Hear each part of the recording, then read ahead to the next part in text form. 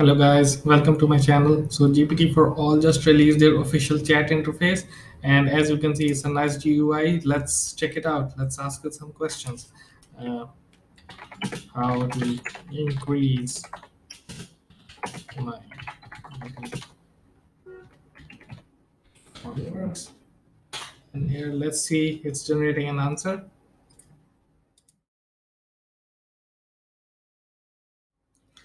So now, as you can see, the answer has been generated, and you can see these nice little points that it has generated. The speed of answer generation depends on your PC's resources, memory, and RAM, and CPU.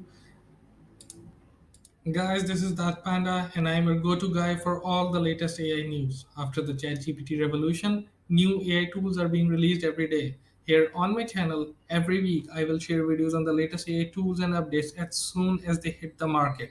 So subscribe and click the bell icon to make sure you don't miss the AI hype train. Thank you. So first of all, we will go to this site gpt4all.io/index.html. Link is in the description, and here we will download the Windows installer. It's 38 MB in size. Now this is downloaded. We'll click on the link,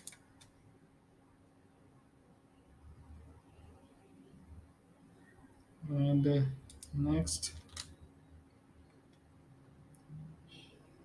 let's go with the default options.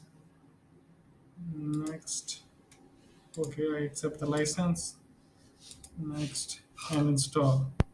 And oh yes, now it started installing. Now let's wait. We have to wait for 20 minutes, it seems.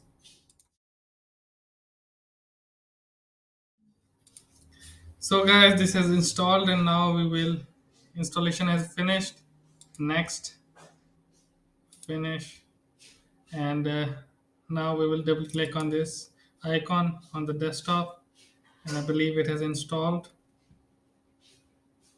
And here, as you can see, hurrah, our own ChatGPT clone GPT4All GUI is here.